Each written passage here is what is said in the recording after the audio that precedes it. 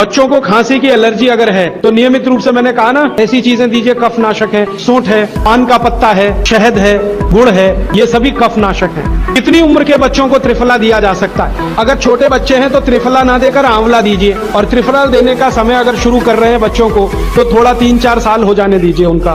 3-4 साल के पहले दे सकते हैं तो आंवला दीजिए। और वैसे तो मेरा कहना है 14 साल की बच्चों को आंवला ही अच्छा है, त्रिफला उनको ना ही दें। त्रिफला एक उम्र के बाद ही सबसे अच्छा होता है।